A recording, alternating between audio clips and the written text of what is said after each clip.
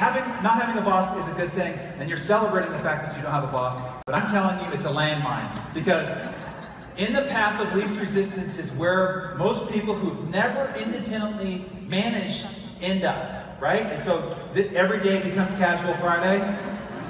How many of you have ever been on a Yoli call in your pajamas or naked? Come on, admit it.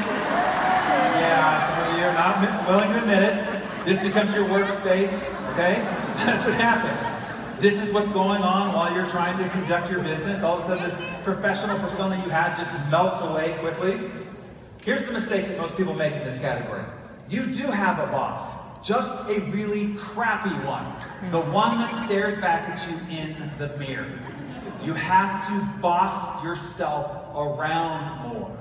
You are so accountable. You showed up on time. You handed in your reports when they were due. You were accountable for your results. You did 360 reviews. You worked on improving yourself for the next review. You were so accountable when you had a boss. And then you get into this business and you go willy-nilly.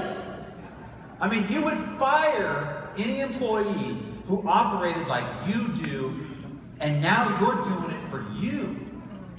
So you might want to fire yourself. If you've been a lazy employee for yourself, I want you to go home when you get home, look yourself in the mirror and go, buddy, you've been sloughing off for too long. You're fired.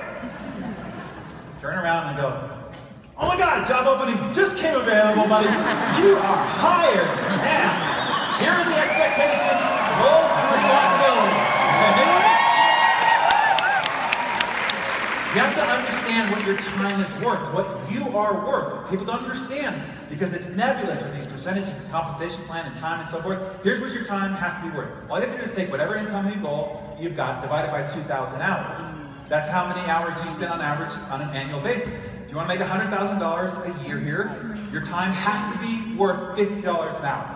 Every hour on the hour, you've got to be doing something that you would pay somebody else $50 an hour to do. You want to make $250,000? It's $125 an hour. Every hour upon the hour that you're working your Yoli business, you've got to be doing something that is worth that value. You want to make $1 million a year, your time has to be treated as $500 an hour. I get people who call me all the time, I just need 10 minutes of your time. I need 10 minutes of your time. And I say, send me a check for $3 grand. Now, I'm not trying to be rude, but if I give you 10 minutes, that's what it costs me in my income goal. See, time is the only asset you have to trade with. And it's burning regardless. And how you and where you allocate it will determine the return that you get with that time. And so if you understand how the math works, you'll realize that commenting on Facebook and tweeting and having needless conversations with people you don't need to cost you enormous amounts of money. I want you to understand how it works out economically in this business model, because it's very, very different than most jobs or most other sort of sales endeavors that you've ever done before. It's called the time-money equation. Okay, so when you first start out here, maybe even through this whole first year that I'm telling you to stay committed and do the fundamentals, you're going to spend an enormous amount of time doing your Yoli business. And you're going to make ridiculously little amount of money. Like a Starbucks barista will probably make more money than you'll make.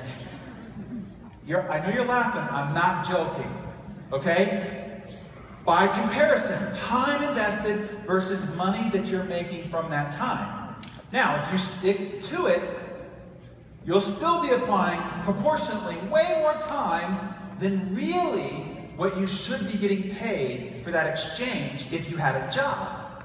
But if you stick with it a little longer, ultimately you get to this point. And this is the point that maybe a few of you in this room are at, where you don't have to spend any amount of time.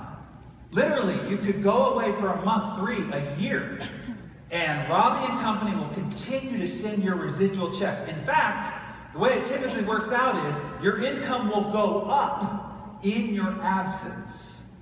But you don't get to that privileged lifestyle where you can do and be and go and have anything that you want with no obligation on your time, without putting the time in first.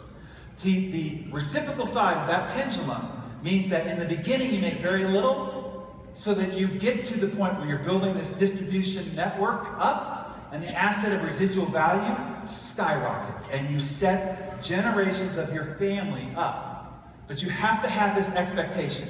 False expectations is the reason why this industry fails too many people.